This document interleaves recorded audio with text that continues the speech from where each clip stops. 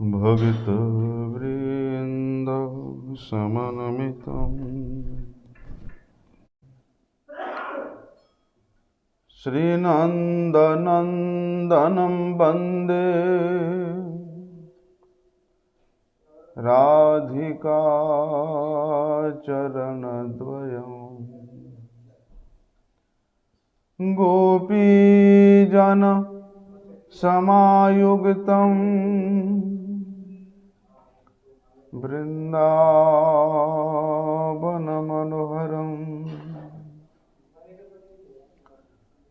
गुरवे गौरचन्द्राय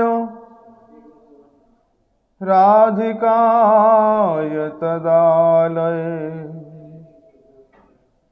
कृष्णाय कृष्णभक्ताय तद्भक्ताय नमो नमः।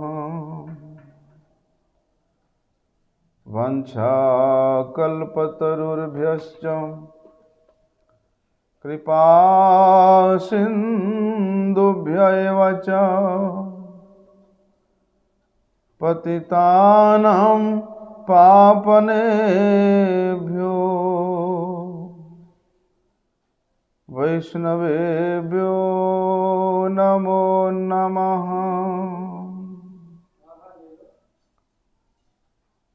पतित पावन परम करुणामय परम आराध्यतम श्री गुरुपाद पद्म नित्य लीला प्रविष्टम विष्णुपाद परमहंस परिव्राजकाचार्य अष्टोत्तर शत श्री श्रीमद् शिल भक्ति वल्लभ तीर्थ गोस्वामी गुरु महाराज जी के श्री अभय चरण कमल में अनंत कोटि साष्टांग दंडवत प्रणाम करते हुए उनकी अहेतु की कृपा प्रार्थना करता हूँ। परम आराध्यतम शिक्षा गुरुपाद पद्म नित्य लीला प्रविष्टम विष्णुपाद परमहंस शिल भक्ति विज्ञान भारती गोस्वामी महाराज के चरण कमल में अनंत कोटि साष्टांग दंडवत प्रणाम करते हुए उनकी अहितु की कृपा प्रार्थना करता हूँ।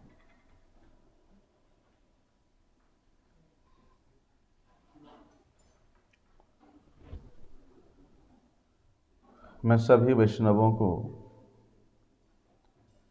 नमस्कार करता हूँ। एक बार नहीं, दो बार नहीं, अनेक बार करता हूँ। वैष्णवों के चरणों में नमस्कार करने के अलावा वैष्णवों की वंदना करने के अलावा और वैष्णवों की सेवा करने के अलावा हमारा और कोई दूसरा कर्तव्य, दूसरा कोई कार्य होना नहीं चाहिए। इसलिए जब भी वैष्णवों के चरणों में नमस्कार किया जाए, प्रणाम किया जाए, सभी प्रकार के अभिमान को, अहंकार को दूर करके, त्याग करके नमस्कार करना चाहिए। क्योंकि वैष्णवगण वांछाकल्पतरु होते हैं। जिस प्रकार इस जड़ जगत के कल्प वृक्ष प्रार्थी के प्रार्थना के अनुसार फल प्रदान करते हैं, उसी प्रकार अपराकृत जो वैष्णव ठाकुर है, उनके चरणों में, उनके निकट यदि प्रार्थना की जाती है तो वे उसे अवश्य पूर्ण करते हैं। परंतु ये प्राकृत जगत के जो कल्पवृक्ष है, ये अस्थाई जागतिक फल दान करते हैं, परंतु अप्राकृत वैष्णव ठाकुर अखंड परम नित्य फल, नित्य प्रयोजन की वस्तु प्रदान करते हैं। इसलिए वे वैष्णव ठाकुर कृपा सिंधु है। वे कृपा के समुद्र है। वे वैष्णव ठाकुर ये अयाचित रूप से कृपा करते हैं, संपूर्ण दया करते हैं, और बोलते हैं इनके वे दया का भंडार, वे करुणा का भंडार, ये कोई स्वल्प नहीं है, अल्प नहीं है। उनके इस कृपा के भंडार में किसी प्रकार का लेश मात्र भी कोई अभाव नहीं है। भले ही ये प्राकृत जगत के जो समुद्र है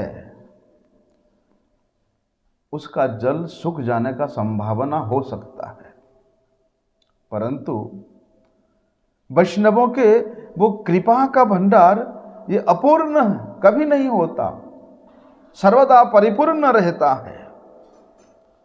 अरे वैष्णवों के उस कृपा का धन, तो उस भंडार का धन वो दूसरों को कितना भी प्रदान करे, उसमें लेश मात्र भी उस भंडार का न क्षय होता है ना हानि होती है।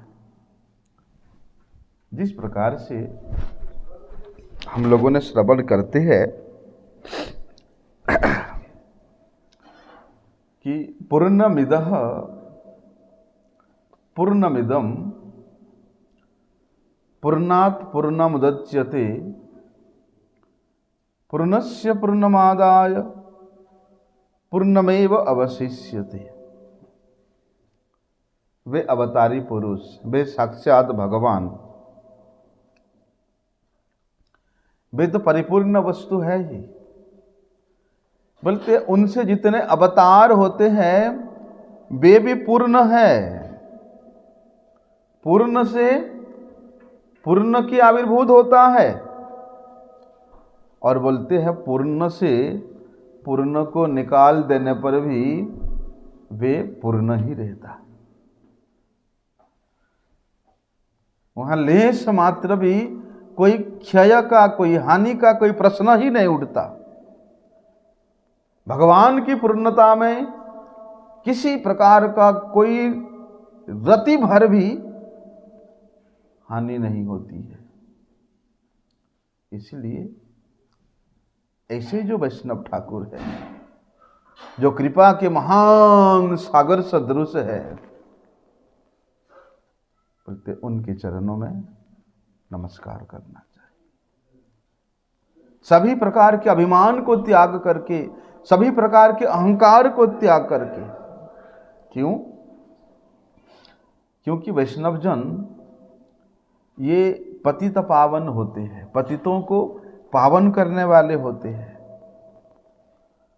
इस जगत में हमें यदि कोई पावन करने वाला, पवित्र करने वाला कोई है तो वो है वैष्णव जन, भगवान के भक्त जन।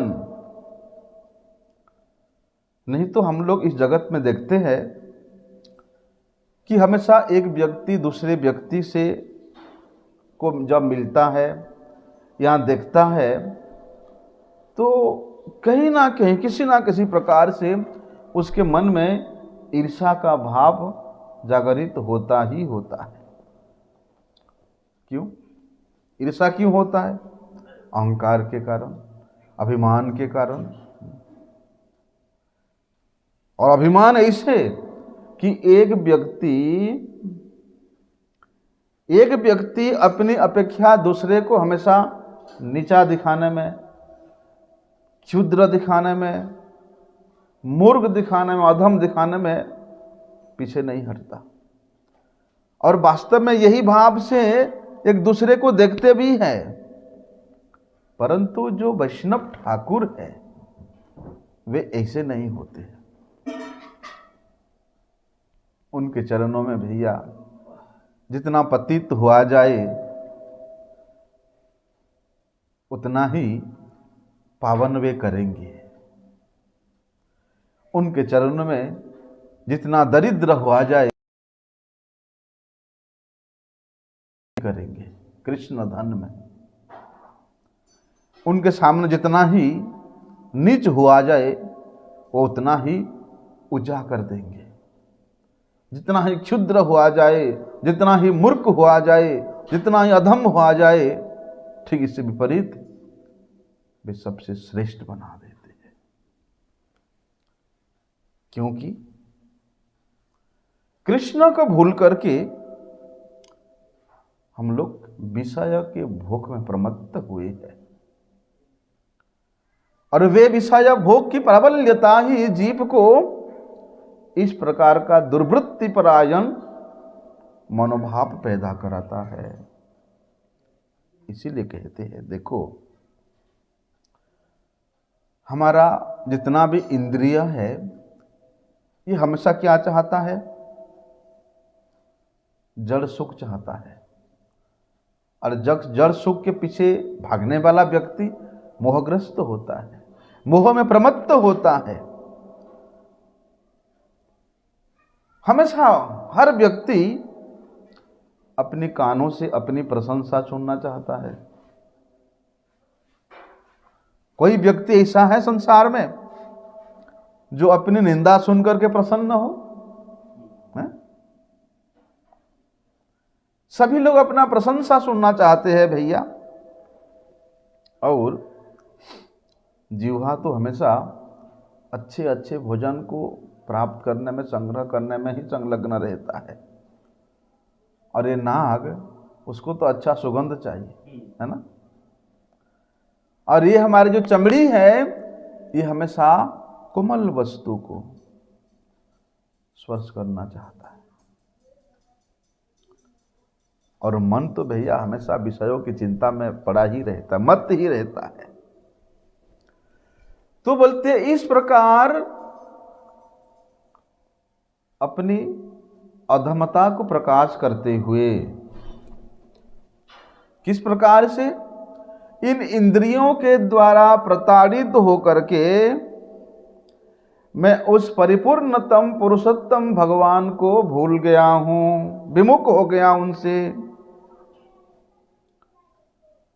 और जब हम उन भगवान के भक्तों को देखते हैं तब वहां पर अपनी स्थिति का विचार करते हैं। कैसी स्थिति होता है? अत्यधिक अधपतित स्थिति। लेकिन बोलते हैं चाहे मैं कितना भी नारकी हूं, कितना भी अधम हूं, कितना भी पापिष्ट हूं,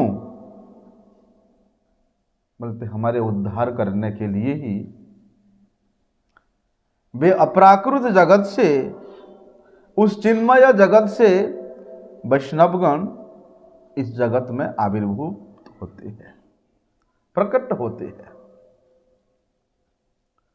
जगत के ऐसी विषमता दृश्य को देख करके, जगत के जीवों के ऐसी दुरावस्था को देख करके वे इस जगत में प्रकट होते हैं, उनको कृपा करने के लिए। इसलिए बोलते हैं ऐसे वैष्णवों के आश्रय ग्रहण किए बिना बोलते हमारा कभी भी मंगल नहीं हो सकता है। हमारा कोई दूसरा गति है ही नहीं। बोलते हैं ना, देखो हम लोग अपनी वृत्ति के कारण ही, अपने स्वभाव के कारण ही भगवान के भक्तों के दर्शन से वंचित हो जाते हैं।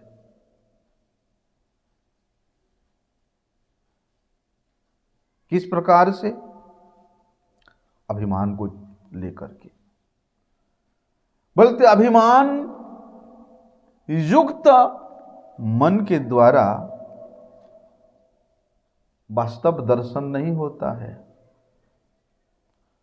अहंकार युक्त चित्त के द्वारा कभी उन वैष्णवों के चरणों की धूल का स्पर्श नहीं होता है।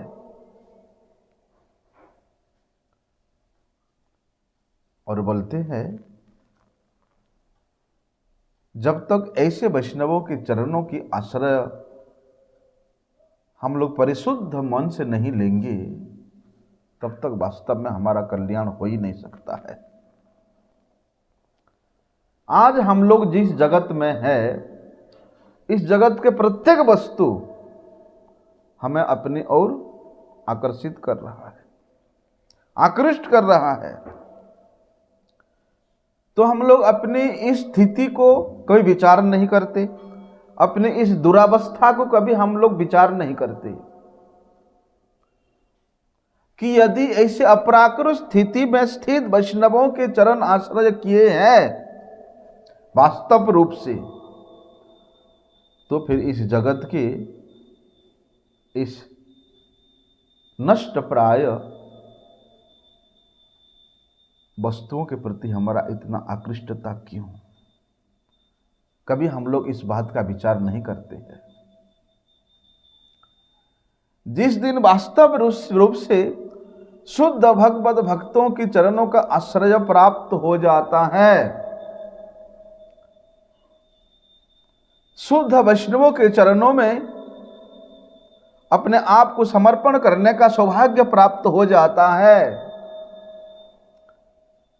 बोलते उसी दिन धीरे धीरे धीरे धीरे संसार के वस्तुओं से, संसार के व्यक्तियों से उसका मन दूर होता चला जाए। इसलिए देखो, संसार के व्यक्ति हो चाहे वस्तु हो, जिनको हम लोग अपना समझ करके सब कुछ उन्हीं के लिए करते हैं, वास्तव में जगत के वे सभी लोग हमारा सर्वनाश करने को ही प्रस्तुत हुए हैं। जगत गुरु श्रील प्रभुपाद कहते हैं, बोलते हैं ये बांधवहीन, बंधुहीन देश में जितने भी हमारे आत्मीय नामधारी व्यक्ति है, आत्मीय कौन है? जितने बंधु बांधव है, ये आत्मीय नामधारी जितना भी अपने कुटुंबी जन है, ये सब भगवान के भजन करने के प्रतिकूल परिस्थिति पैदा करते हैं। इसलिए भैया इस जगत में अगर कोई अपना आत्मीय स्वजन है तो वो कौन है? वैष्णव जन है। वास्तव में वैष्णव जन को छोड़ करके हमारा वास्तविक मंगल चाहने वाला इस संसार में कोई नहीं है, कोई नहीं है। चाहे माता पिता भाई बंधु अपने स्वजन बांधव कोई भी क्यों ना हो। और प्रभुपाद जी यहां तक बता दिया है कि स्वजनाख्य दस्युहु, कि जिनको तुम बांधव समझते हो, स्वजन समझते हो, आत्मीय समझते हो, वे तो दस्यु सदृश है। इसलिए भैया किसी भी मनुष्य के लिए दूसरा कोई भी कार्य करने की कोई आवश्यकता नहीं है सिवाय वैष्णवों की सेवा। सभी मिलकर के केवल मात्र भगवान के जो सेवक है, भगवान के जो भक्त है, उनका सेवा करना चाहिए।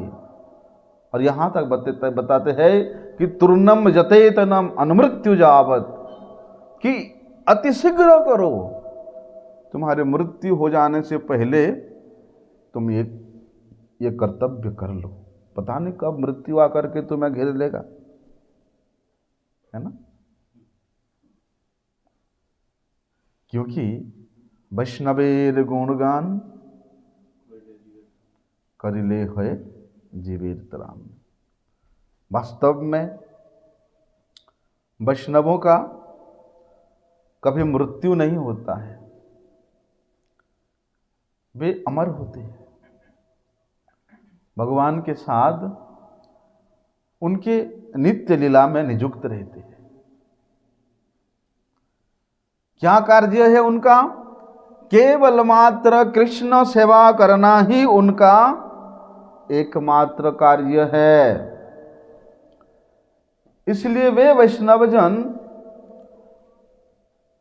अपनी प्रकट कालीन समय में भी वे कृष्ण सेवा करते हैं और इस जीवन के उपरांत भी वे नित्य लीला में कृष्ण सेवा ही करते हैं।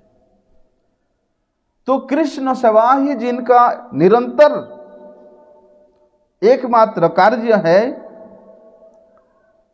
बोलते हैं वे भगवान, भक्ति और भक्त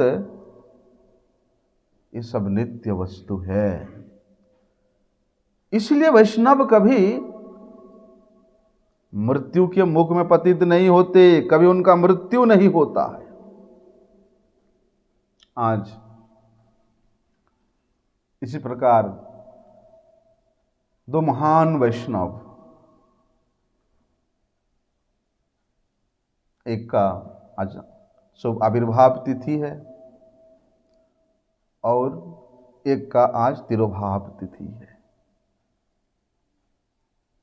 नित्य लीला प्रविष्ट श्रील भक्ति वेदांत वामन गोस्वामी महाराज, जिन्होंने आज के दिन में प्रकट लीला का अभिनय किया था, और उनके ही सतीर्थ नित्य लीला प्रविष्ट भक्ति वेदांत नारायण गोस्वामी महाराज जी आज तिरोभाव लीला आविष्कार किया था। और बोलते हैं जिस तिथि को श्रील भक्ति वेदांत वामन गोस्वामी महाराज जी तिरोभाव लीला प्रकाश किया था, उसी तिथि को उनके ही सतीर्थ श्रील भक्ति वेदांत त्रिविक्रम महाराज भी तिरोभाव लीला प्रकाश किया था। आज हम लोग सुबह यहाँ पर मठ में श्री वामन गोस्वामी महाराज के बड़े ही अपराकृत उनके चरित्र को हम लोगों ने श्रवण किया। अभी यहाँ गिरधारी गौड़िया मठ में सायं की सभा में श्रील भक्ति वेदांत वामन गोस्वामी महाराज जी का तिथि पालन किया जा रहा है। परम पूज्यपाद श्रील भक्ति वेदांत नारायण गोस्वामी महाराज जी का आविर्भाव ये बिहार के बक्सर जिला के अंतर्गत तिवारीपुर नामक ग्राम में हुआ था। इनका पितृदत्त नाम था नारायण तिवारी। दीक्षा के उपरांत इनका नाम हुआ था श्री गौर नारायण दास। वास्तव में गौड़ीय परंपरा के विचारों में श्री नारायण गोस्वामी महाराज जी का इतना अधिक रुचि था, बल्कि उस रुचि को देख करके उनके गुरुदेव श्री श्रील भक्ति प्रज्ञान केशव गोस्वामी महाराज जी कहते थे कि मैंने उत्तर पश्चिम भारत को जय कर लिया। बोलते हैं इन्होंने बहुत थोड़े ही समय के मठवास के उपरांत अपने गुरुदेव के इतने प्रिय हुए, अपने गुरुदेव के आदर्श को, अपने गुरुदेव के विचारों को, अपने गुरुदेव के शिक्षा को इतनी मजबूती से ग्रहण किया कि थोड़े दिन के मठवास के उपरांत ही इनका संन्यास हो गया था। नाम हुआ था श्रील भक्ति वेदांत नारायण गोस्वामी महाराज। अपने गुरुदेव की आज्ञा से इन्होंने यहाँ मथुरा में जो केशव जी गौड़ीय मठ है, उस मठ के सेवा का संपूर्ण दायित्व लिया। यद्यपि उस समय, क्योंकि यह मठ किसी सेठ का धर्मशाला था और ये बहुत पुराना उनको दान में मिला था और उसी में मठ संचालित हुआ था। उसी समय बोलते इस मठ में धन का भी अभाव था और जन का भी बहुत अभाव था। लेकिन कितना भी अभाव हो, परम पूज्य श्रील महाराज जी ने बहुत अच्छी तरह से ये मठ की परिचालना किया, बहुत सुंदर ढंग से परिचालना किया। बोलते हैं श्रील महाराज जी को यदि वैष्णव सेवा का सौभाग्य सुयोग मिल जाए, उसको कभी वो जाने नहीं देते थे। किसी भी प्रकार से वैष्णवों की सेवा करने का सुयोग मिले, उसको छोड़ते नहीं थे। मेरे शिक्षा गुरु पाद पद्म श्रील भक्ति विज्ञान भारती महाराज जी के मुख से मैंने सुना था कि ऐसे ही मथुरा मठ में कुछ उत्सव था और वहाँ सभी वैष्णव लोग निमंत्रित थे और उसमें श्रील हमारे महाराज जी भी पधारे थे। प्रसाद का समय हुआ, सभी लोगों ने प्रसाद के लिए अपने अपने स्थान पर बैठ गए और ब्रह्मचारियों ने परिवेशन करना भी प्रारंभ कर दिया। और उसी समय श्रील महाराज जी कहते हैं कि उनका पत्तल और श्रील नारायण गोस्वामी महाराज जी का पत्तल भी एक ही साथ लगा हुआ था। दोनों बैठ भी गए थे, परिवेशन भी प्रारंभ हो गया था और पत्तलों में महाप्रसाद बंटन भी शुरू हो गया था। इतनी में से अचानक प्रभुपाद जी के कृपा पात्र आश्रित प्रपूज्य चरण भक्ति प्रपन्न दामोदर गोस्वामी महाराज जी अचानक मठ में पहुंचे। उनको देख करके श्री नारायण गोस्वामी महाराज जी झट से उठ गए बिना किसी विलंब कर किए हुए, और हमारे श्री भारती गोस्वामी महाराज कहने लगे कि आप प्रसाद पाइए। मैं अभी श्री महाराज जी के स्नान का, आने का सब व्यवस्था करने के उपरांत, वो प्रसाद पाने के उपरांत ही प्रसाद पाऊंगा। देखो हमारे महाराज जी भी उस समय बोले थे नहीं, मैं अकेले कैसे पाऊंगा, हम लोग एक साथ ही पाएंगे, और भी उठ गए थे। ऐसा देखिए, जगत गुरु श्रील भक्ति सिद्धांत सरस्वती ठाकुर प्रभुपाद जी ने भागवत नाम का एक हिंदी पत्रिका प्रकाशन किया था, लेकिन काल के प्रभाव से वे पत्रिका का प्रकाशन धीरे धीरे विलुप्त होने लगा था।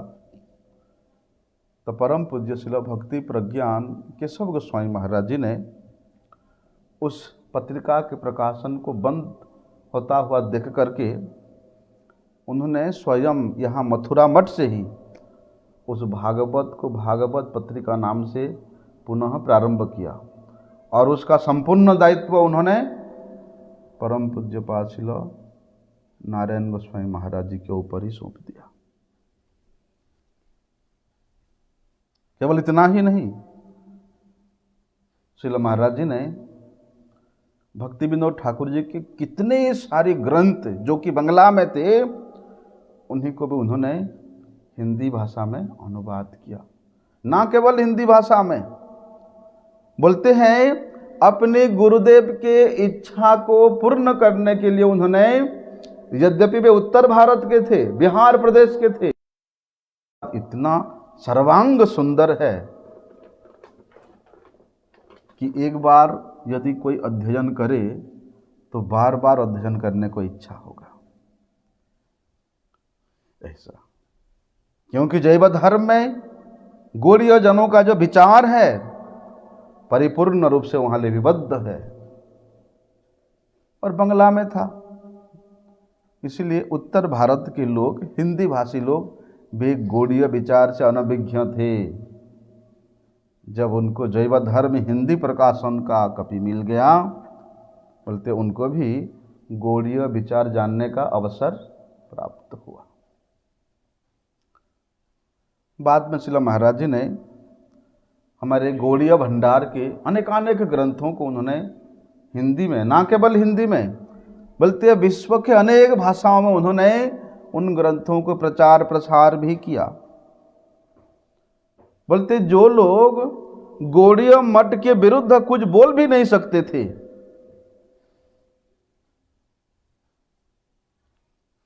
बोलते जब उन्होंने, उन लोगों ने गौड़ीय मठ के व्यक्तियों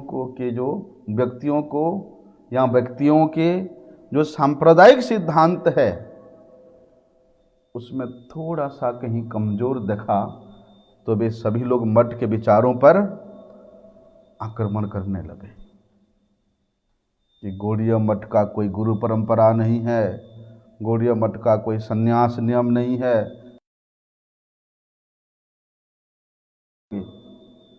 तब परम पूज्य श्रील नारायण गोस्वामी महाराज जी ने प्रबंध पंचकम नाम से एक ग्रंथ प्रकाशन किया। परंपरा का जो वास्तविक सिद्धांत है, और बोलते वो ग्रंथ सिंह के रूप में, सिंह के भांति दहाड़ते हुए उन लोगों के मुख को बंद कर दिया। ऐसा शिला महाराज जी थे। लेकिन परम पूज्यपाद शिला भक्ति प्रज्ञान केशव गोस्वामी महाराज जी के अप्रकट होने के बाद ये जो गौड़ीय वेदांत समिति है, यद्यपि उसका आचार्य पद पर श्रील भक्ति वेदांत वामन गोस्वामी महाराज नियुक्त हुए थे, उसमें वे कितना पारंगत थे, कितना निष्णात थे कि जितने भी ठाकुर जी का सेवा है वे सब राधा रानी की है। और राधा रानी की, श्रीमती राधा रानी की जो वृत्ति है वो सेवा वृत्ति है। हाँ, सभी सेवा उन्हीं की है। यदि उनके कृष्ण सेवा में कोई सखी थोड़ी से भी उनकी सहायता कर देती है तो वे उसके प्रति कृतज्ञ बोध करते हैं। आहा, मेरे प्राणनाथ की सेवा में सहयोग कर रही है। हम लोग सोचते हैं हम लोग सेवा करते हैं, नहीं। भगवान श्री कृष्ण के समस्त सेवा श्रीमती राधा रानी ही करती है। यदि कोई व्यक्ति स्वतंत्र रूप से श्री कृष्ण की सेवा करे या ना करे, इस पर श्रीमती राधा रानी ध्यान नहीं देती है, क्योंकि उनके चित्त में सेवावृत्ति के कारण वे सोचती है मेरे प्राणनाथ की समस्त सेवा मेरी ही है। वे स्वयं के दायित्व के ऊपर वहां वहन करती है। तो श्रीमती राधा रानी का ये जो आदर्श है, कैसा? गृणादपि सुनिज और तरोरी व सहिष्णुना। गोस्वामी जी के ये जो कृष्ण सेवा और दीनता का आदर्श को अपने जीवन में लाना पड़ेगा। बोलने से नहीं होगा। धुलिहिम श्याम जन्म जन्मनि, कि हम श्री रूपानुख होने के कारण, हम रूप गोस्वामी जी के अनुगत होने के कारण रूप गोस्वामी जी के धूल सदृश है। केवल ऐसा बोलने से नहीं होगा। उन्होंने जो आदर्श श्रीमती राधा रानी से ग्रहण किया, क्या? कि ठाकुर जी का सभी सेवा मेरा है। और किस प्रकार से? दीनतापूर्ण भाव से। ये आदर्श को अपने जीवन का सर्वस्व बनाना पड़ेगा, तब जाकर के रूप गोस्वामी जी के चरणों की अनुगत्य प्राप्त होगा। परम पूज्य श्री नारायण गोस्वामी महाराज जी ने ये जो रूपानुग गौड़ीय परंपरा है, इस परंपरा के ये जो मूल विचार है, इन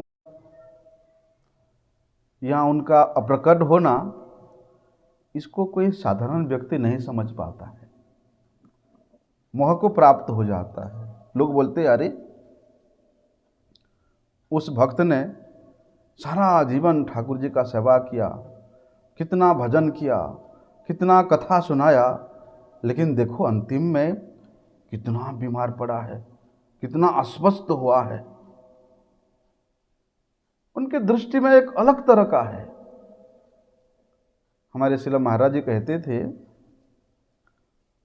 पहले बंगाल में ना बहुत सारे नाटक होता था, नाट्यकारों का मंडली होता था, वो लोग नाटक करते थे। कैसे? उस समय भारतीय समाज में स्त्रियों की जो दुर्गति थी, जो दुर्दशा थी, उसको भी बंगाल के नाट्यकारों ने अपने नाटक के माध्यम से दिखलाते थे। और उस नाटक में एक प्रमुख स्त्री का जो पात्र है उसको एक पुरुष निभा रहा था। क्यों? क्योंकि उस समय भारतीय समाज में स्त्रियां इतना सम्मानित थी कि वे किसी प्रकार के नाटक नौटंकी में भाग नहीं लेती थी। ऐसे एक सम्मानित स्थिति में थी। तो उस समय एक प्रसिद्ध एक पुरुष ही निभा रहा था। और बोलते हैं दूसरा पुरुष, उस पुरुष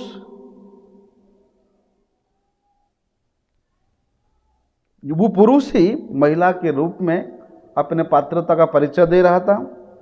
और दूसरा पुरुष उस महिला को किस प्रकार से अत्याचार कर रहा था, वो दृश्य को देख करके वे विद्वान ईश्वरचंद्र विद्यासागर मोहित हो गए और वहीं स्टेज पर ही अपनी जूता उतारा और उस पुरुष के ऊपर प्रहार करने लगा कि तू उस स्त्री को इतना यातना दे रहा है, उस स्त्री को इतना कष्ट दे रहा है। नाटक मंडली तो भैया भाव विभोर हो गई कि इतने विख्यात विद्वान व्यक्ति भी हमारे कलाकारों के कलाकृति के ऊपर मोहित हो गया। बोलते हुए नाटक के कलाकारों ने ईश्वरचंद्र विद्यासागर के जो जूता था उसको संरक्षण करके रखा,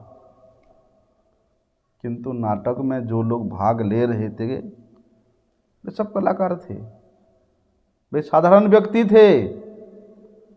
वे लोग क्या मोहित हुए थे? हमने भी बचपन में ऐसा एक नाटक देखा था, राजा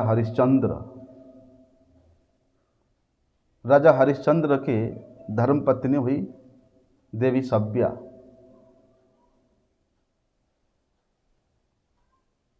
आहा, कितना करुण वे दृश्य था। जो व्यक्ति विश्वामित्र ऋषि का अभिनय कर रहा था, उसके अभिनय से प्राय सभी लोग मोहित हो जाते थे। अरे तुम एक विश्वामित्र ऋषि हो करके एक स्त्री के ऊपर इतना, तुम्हारा थोड़ा भी करुणा नहीं है, ऐसे अन्याय कर रहे हो। मानो नाटक देखते देखते ऐसा लगता था कि ईंट उठा करके मारूं इसके ऊपर। क्योंकि हम लोग नहीं जानते थे। इसी प्रकार बोलते वैष्णवगण वे संपूर्ण रूप से स्वस्थ हो या स्वतंत्र रूप से वे अस्वस्थ हो, ये केवल उनका अभिनय है। बड़े बड़े विद्वान व्यक्ति भी वैष्णव जनों के ये स्वस्थता और अस्वस्थता इसको देख करके मोहित हो जाते हैं। परंतु जो लोग शरणागत है, जो छोटे से छोटे भक्त भी क्यों ना हो, वे वैष्णव के इस प्रकार की स्थिति को देख करके कभी विचलित नहीं होते। देखो, इसमें विरोधाभास लग सकता है, लेकिन यही वैष्णवों की महिमा है कि सेवकों को, शिष्यों को सेवा का सौभाग्य प्रदान करने के लिए वैष्णव जन अस्वस्थ लीला करते हैं। लेकिन ऐसी अस्वस्थ लीला के समय में जो कनिष्ठ जन है, उन कनिष्ठ अधिकारियों के लिए बोलते उनका दर्शन करना निषिद्ध है। क्यों? क्योंकि वे लोग नहीं समझ पाएंगे कि वैष्णवों का ये अस्वस्थ लीला में भी वे किस स्थिति में रहते हैं। यदि कनिष्ठ अधिकारी अधम अधिकारी है, उसमें भी दोष दर्शन करने लग जाएगा। इसलिए केवल प्रार्थना मूलक स्तुति करने के लिए दूर से ही उनका संग करने का अनुमति है। क्यों? क्योंकि आचार्य के अस्वस्थ लीला का दर्शन ये चर्म चक्षुओं के द्वारा नहीं हो सकता। इस चर्म चक्षु में वो समझ में नहीं आ सकती। हम लोग सुनते हैं ना चैतन्य चरितामृत में वे वासुदेव विप्र, तो वासुदेव विप्र का कोढ़ रोग और गोपाल चपाल का कोढ़ रोग, दोनों में जमीन आसमान का फर्क है। वासुदेव विप्र कहते थे कि अच्छा हुआ, और उनके उस कोढ़ से जो कीड़े गिर जाते थे वे पुनः उठा उठा करके वहां रखते थे कि हाय हाय देखो ये कीड़े मेरे शरीर का आश्रय करके, मेरा खून मेरा मांस खा करके कितनी खुशी में जिंदा है, और ये गिरे जा रहे हैं, पुनः उठा करके वहां रख देते थे। और गोपाल चपाल अपने उस रोग को दूर करने के लिए हमेशा हा उतासा में पड़े हुए हैं, है ना। और कहते हैं जैसे हम लोग सुनते हैं, देखो क्या जो अर्जुन हमेशा भगवान के संग में रहने वाले हैं उनको कभी मोह का प्राप्त हो सकता है। लेकिन भगवत गीता के प्रारंभ में हम लोग सोचते हैं अरे भगवान कह रहे हैं अर्जुन को युद्ध करने के लिए और अर्जुन मना कर रहे हैं, इतना मोह है, ऐसे सोचते हैं, है ना। लेकिन क्या अर्जुन को मोह हो सकता है? अरे जिनके रोम रोम में कृष्ण नाम उच्चारित होता है, जिनके सांस सांस में भगवत लीला चिंतन होता है, वे अर्जुन को ये अपने परिवारजनों के लिए, अपने कुटुंबजनों के लिए, अपने ये राज्य साम्राज्य के लिए मोह हो सकता है? असंभव है। देखो भगवान ने उत्तरा के गर्भ से परीक्षित महाराज का रक्षा किया था, ठीक है। तो जो परीक्षित महाराज को रक्षा करने के लिए स्वयं भगवान उत्तरा देवी के गर्भ में प्रवेश किया, बोलते भी परीक्षित महाराज को जब उस ब्राह्मण का पुत्र श्राप दिया, क्या भगवान उस समय उनकी उपेक्षा कर सकते थे? हैं? वहां तो ब्रह्मास्त्र से बचाने के लिए भगवान गर्भ के अंदर जाकर के रक्षा किया, और यहां एक ब्राह्मण का बालक श्राप दिया तो भगवान छोड़ देते, उपेक्षा कर देते, अनदेखा कर देते? हो सकता है इसे? इसमें क्या जुरिडिक्शन है? वास्तव में ये सब तत्व के पीछे अनेक गूढ़ रहस्य छिपे हैं। जो केवल शरणागत व्यक्ति है वो व्यक्ति ही इन गूढ़ रहस्यों को जान सकता है। इसलिए वैष्णव जनों के ये जो अस्वस्थ लीला है उसके पीछे में भी इस प्रकार अनेक गूढ़ रहस्य है जिसको केवल अधिकारी व्यक्ति ही समझ सकता है। देखो एक विचार है, गुरुदेव के अप्रकट के बाद विरह तो होता है ना? होता कि नहीं होता है? वास्तव में वो विरह का अनुभव किसको होता है?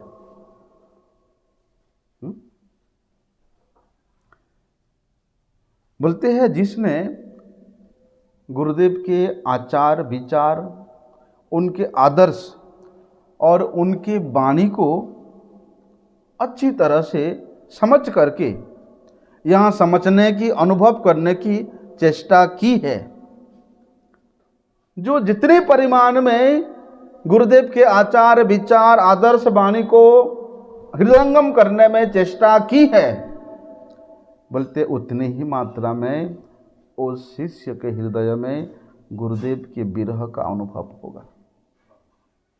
विरह का मतलब क्या? विप्रलंब। और विप्रलंब का स्थिति क्या है? कि हमेशा स्मरण होना, उठते जागते सोते बैठते चलते फिरते नित्य निरंतर स्मरण होना, यही विप्रलंब है।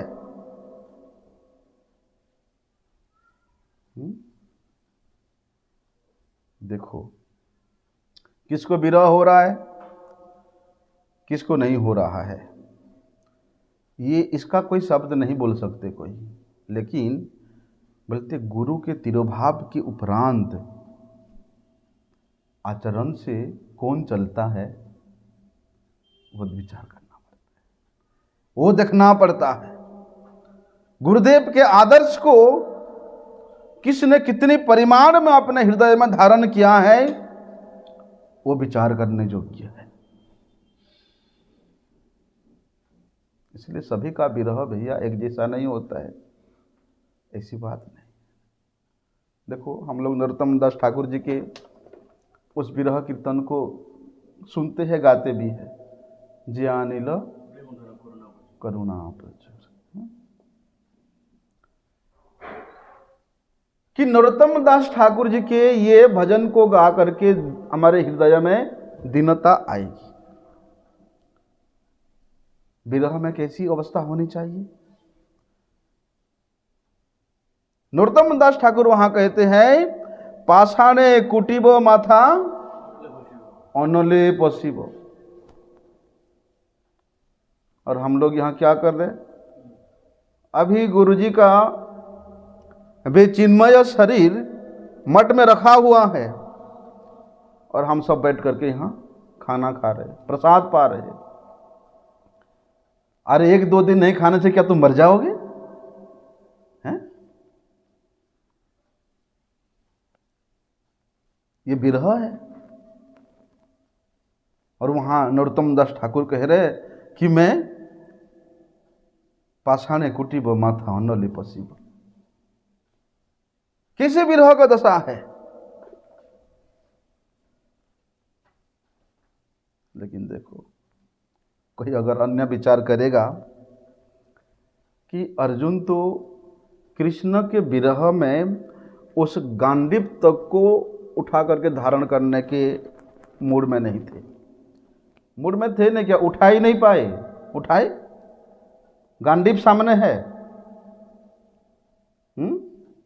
और सभी द्वारिका के उन पाटरानियों को उन दस्युओं ने लेके जा रहे हैं, लेकिन अर्जुन क्या गांडीव उठा पाए? वही अर्जुन उस गांडीव से क्या नहीं किया, पूरा महाभारत को संपन्न किया। आज वही गांडीव सम्मुख है, वही तीर सम्मुख है, लेकिन विरह। गुरुदेव के विचारों का अनुशीलन करने वाला जो शिष्य है, वही शिष्य के हृदय में ही विरह होता है, वही ही विरह का अनुभव करता है। जगत के लोग रोना धोना करके कितना भी दिखावा क्यों ना करे, वो तो केवल दिखावा मात्र है। हा गुरुदेव, हा गुरुदेव, हैं? केवल दिखावा मात्र है। तुमने गुरुजी के आदर्श को कितना पालन किया? गुरुदेव के शिक्षा को कितना धारण किया? ये बात है। ये दिखावा का रोना धोना ये अस्थाई केवल है, किंतु वास्तव में जो विरह है, विरह तत्व है, ये नित्य तत्व है, विप्रलंब तत्व है। और बोलते ये जो नित्य ही है विरह, तो इसका नित्य रखना ही पड़ता है। जगत के लोग क्या करते हैं, तो जब तक प्राण रहेगा शरीर में तब तक विरह रहेगा ही रहेगा, इसको रखना पड़ेगा। गुरुदेव के जीवन में जो पालन किया, आचरण किया, उसी आचरण को अपने जीवन की अवधि पर्यंत पालन करना पड़ेगा। किस प्रकार से? दृढ़व्रती होकर के उत्साहपूर्वक पालन करना पड़ेगा। नहीं जी अब तो गुरुजी हमारा प्रकट हो गए, अब गुरुजी के नहीं है तो हम थोड़ा नियम कानून में ढीला कर दिया है, अब गुरुजी नहीं है तो हम दूसरे गुरुजी से जाकर के हरि नाम ले लिया है, हैं? अब गुरुजी नहीं है तो हमने तो 3 बार क्यों एक ही बार संध्या वंदन करता है।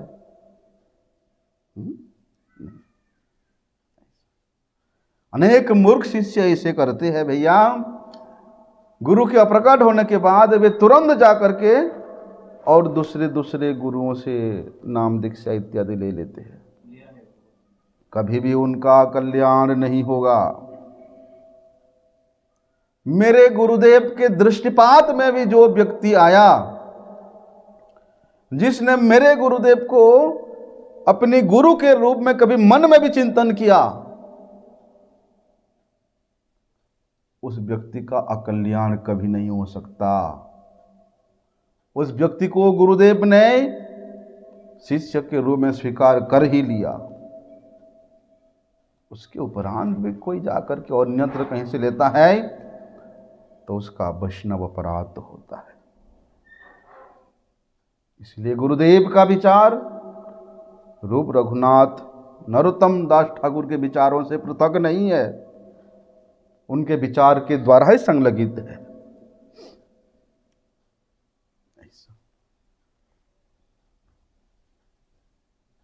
क्या होता है, बोलते वे गुरुदेव के जो वास्तविक उत्तराधिकारी है वो कौन है। इस कर्म जगत में हम लोग देखते हैं एक व्यक्ति हमेशा धर्म अर्थ काम और मोक्ष के लिए भगता रहता है, उसके लिए चेष्टायुक्त होता है। और जो वे व्यक्ति शरीर छोड़ देता है तो सभी पुत्रों को उसने बराबरी से अपनी जमीन जायदाद का भाग कर देता है, भाग मिलता है। परंतु हरि भक्ति के राज्य में और विशेष रूप से ये गौड़ीय परंपरा संप्रदाय में यहां तो केवल भैया भक्तजन क्या करते हैं, वे धर्म अर्थ काम और मोक्ष को परिपूर्ण रूप से त्याग करके जो पंचम पुरुषार्थ कृष्ण प्रेम, उसको ही अपना जीवन का एकमात्र लक्ष्य मानते हैं। लेकिन कली का प्रभाव ऐसा है भैया, गुरुदेव के ये जो वस्तु है, मठ मंदिर बिल्डिंग पैसा बैंक बैलेंस, इसको प्राप्त करने के लिए पागल हो रहे हैं। वास्तव में मठ मंदिर जमीन जायदाद मठ का पद प्राप्त करने से कोई आचार्य नहीं हो जाता, कोई आचार्य नहीं हो जाता। यदि वे व्यक्ति गुरुदेव के आचार विचार आदर्श और शिष्य और शिक्षा को अपने जीवन में धारण नहीं किया है, केवल वोट के द्वारा षड्यंत्र के द्वारा अनुनय विनय के द्वारा यदि किसी व्यक्ति को उस श्रेष्ठ आसन पे बिठा भी दिया जाए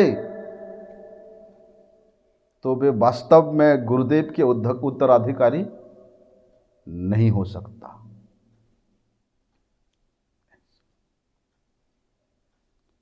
श्री गुरुपाद पद्म जब इस जगत को छोड़ते हैं तो उनकी एकमात्र संपत्ति यही होता है, उनका आदर्श होता है, उनका परम पुरुषार्थ होता है, उनकी एकमात्र आचरण, उनका विचारण, उनका प्रचारण। इसलिए मठ मंदिर का बिल्डिंग या बहुत से शिष्यों का भीड़ ये गुरुदेव का संपत्ति नहीं है। ये संपत्ति के लिए चाहे आप कितने भी षड्यंत्र करो, आप वास्तविक रूप से उस अपराकृत गुरुदेव के जो भी है। समय अनेक हो गया है। आज जिस उपलक्ष्य में सभी वैष्णवजन वहाँ एकत्रित होकर के नित्य लीला प्रविष्टम विष्णुपाद परमहंस शिल भक्ति वेदांत नारायण गोस्वामी महाराज जी का ये तिरुभाव तिथि मना रहे हैं। उन महाराज जी के श्री चरण कमल में अत्यधिक प्रणति पुरस्सर यही प्रार्थना है कि वे हमें इस प्रकार साहस दे, इस प्रकार कृपा करे कि उन्होंने जिस प्रकार से अपने गुरुदेव के आदर्श को, अपने गुरुदेव की शिक्षा को हृदय में धारण करके जगत का कल्याण किया, उनके छत्र छाया का वे मंगल किरण का एक बूंद हमें भी प्राप्त हो जाए। पंचाकल्पतरुभ्यश्च कृपा सिंधुभ्यैव पतितानं पावनेभ्यो वैष्णवेभ्यो नमो।